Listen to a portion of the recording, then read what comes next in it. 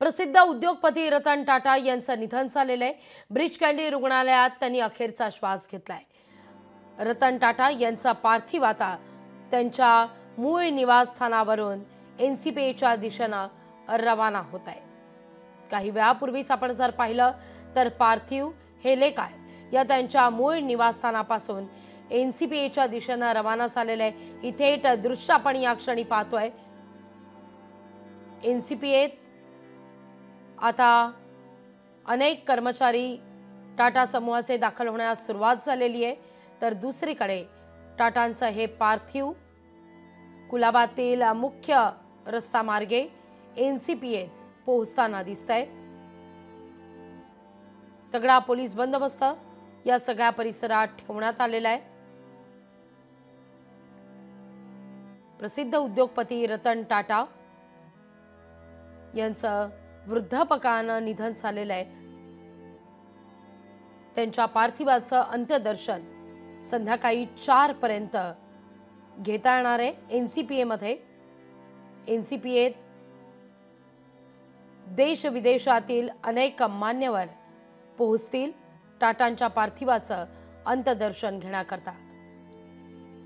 रतन टाटा यांचा जन्म 28 डिसेंबर 1937 चा। रतन टाटा यांच्या पार्थिवाचं हे अंत्यदर्शन केवळ रतन टाटा यांच्या जाणनानं भारताच्या उद्योग क्षेत्रावरच नाही तर जगाच्या पटलावर उद्योग सूर्याचा अस्त झालाय अशी भावना आज अभिव्यक्त होतीये। रतन टाटा यांनी उद्योग क्षेत्रात केवळ बक्कळ पैसा कमवला नाही तर अनमोल अशी माणसंही जोडली।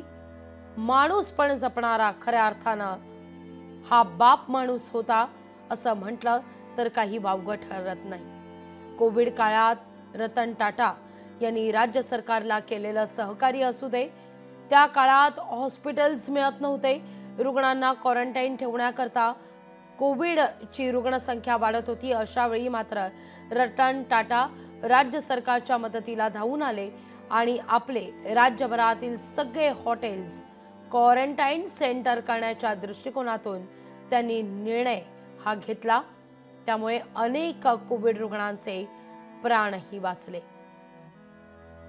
अशा या रतन टाटा यांचा पार्थिव एनसीपीए मध्ये दाखल झालेला आहे। आपले प्रतिनिधी भूषण शिंदे त्या ठिकाणी आहेत। भूषण यांच्याकडून आपण या सगळ्या संदर्भात अधिक माहिती घेणार आहोत।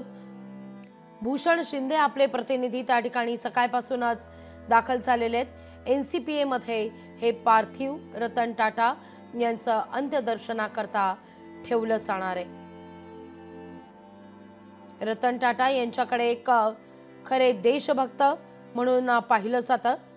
प्रचंड सामाजिक कार्य याशिवाय अर्थातच विविध कंपन्यांच्या माध्यमातून यशाच्या सर्वोच्च शिखरावर पोहोचलेलं व्यक्तिमत्व म्हणजे रतन टाटा।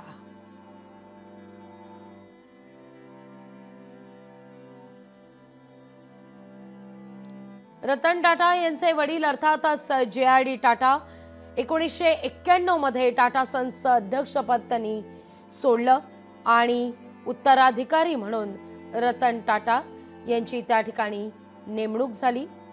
तेव्हापासून ते 2012 पर्यंत त्यांनी या समूहाची अध्यक्षपदाची धुरा समर्थपणे सांभाळली। टाटा सन्सच्या अनेक उपकंपन्या देखील या काळात जन्माला आल्या आणि त्याच वेळी जन्म झाला तो अर्थातच नॅनोचा सुद्धा। असं म्हटलं जातं, एक किस्सा सांगितला जातो नॅनोच्या जन्मासंदर्भात। एक कुटुंब दुचाकीवरून जात होतं, 4 जणांचं हे कुटुंब। मुसळधार पाऊस कोसळत होता आणि त्याच वेळी रतन टाटा यांना नॅनोची संकल्पना सुचली आणि सामान्यांनाही परवडेल अशी ही नॅनो कार टाटा समूहानं जन्माला घातली। ही दृश्य आपण पाहतोय एनसीपीए मध्ये रतन टाटा यांचा पार्थिव आता दाखल झालेला आहे। राजकीय, सामाजिक, सांस्कृतिक, क्रीडा, उद्योग अशा विविध क्षेत्रातील मान्यवर NCPA मध्ये पोहोचतायत। या सगळ्याविषयी अधिक माहिती घेतोय आपले प्रतिनिधी भूषण शिंदे यांच्याकडून। भूषण, पार्थिव अखेर NCPA दाखल झालंय। नक्कीच लागवी प्रसिद्ध उद्योजक रतन टाटा यांचं पार्थिव जे आहे ते आता NCPA या संपूर्ण वास्तूमध्ये दाखल झालेलं आहे आणि एकंदर 10 ते संध्याकाळी 4 वाजेपर्यंत हे संपूर्ण पार्थिव हे अंतिम दर्शनासाठी जे थांबणार आहे ते ठेवण्यात येणार आहे आणि एकंदर अनेक VIP पर्सन अगदी सर्व क्षेत्रातील अनेक नामवंत मंडळी इथे येणार आहेत आणि एकंदर त्यांचं अंतिम दर्शन घेणार आहेत।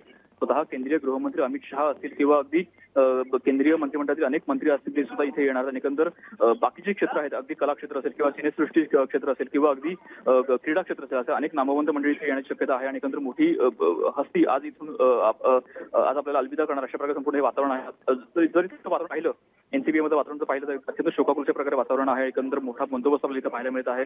खूप मोठी गर्दी जी टाटा समूहाचे जे सर्व त्यांचे वर्कर्स आहेत, त्यांचे संपूर्ण जो स्टाफ आहे तो आपल्याला सध्या इथं पाहायला मिळत आणि एकंदर मोठी गर्दी आणि अत्यंत शोकाकुल वातावरण आपल्याला पाहायला मिळत आहे आणि एकंदर साधारण अगदी 5 ते 10 मिनिटं अंतिम दर्शनाला सुरुवात होणार आणि एकंदर मोठी रांग लावून इथं नागरिक त्यांचे चाहता वर्ग जो आहे तो आपल्याला इथं दर्शन घेताना पाहायला मिळणार आहे। लागवी निश्चित आपण पाहतोय शासकीय अंत्यमामात अंत्यसंस्कार होणार आहेत। NCPA ते वरळी अशी ही अंत्ययात्रा निघणार आहे, पण अर्थातच त्या ठिकाणी अनेक मान्यवर अंत्यदर्शनाकरता पोहोचतील। कशी व्यवस्था करण्यात आलेली आहे, कोण कोण मान्यवर त्या ठिकाणी पोहोचतील याविषयी? Number one, like like person of integrity. Integrity was so important and extremely simple. You know, I said when I cannot do, I will never lie. I said I can't do.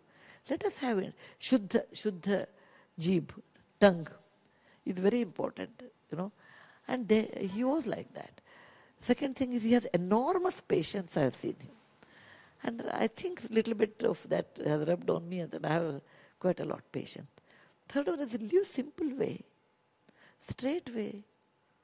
Why do all these other things, Life is short, live simple way, care for others, do your work well. Are they not enough in life? And that because of that, I'm in this position today.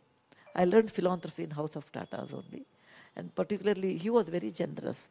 Anything, with work in the Tata Trust, if we feel and if I talk to him, he would really consider those things. I really miss someone like a pole star, like a nakshatra, a star, Dhruva nakshatra, I feel. How one should live, we miss him a lot. And particularly, I feel this is my personal loss, I consider that way. I grew up with Tata company. I learned from them. I kept him as like a JRD as a role model and Ratan Tata ji as a model, in a role model in life. I feel now vacuum in my personal life. नहीं रहे, आज के दिन आपके शब्द क्या रहेंगे? रतन टाटा के मृत्यु के बाद वार्ता सुनने के बाद मुझे बहुत दुख हुआ।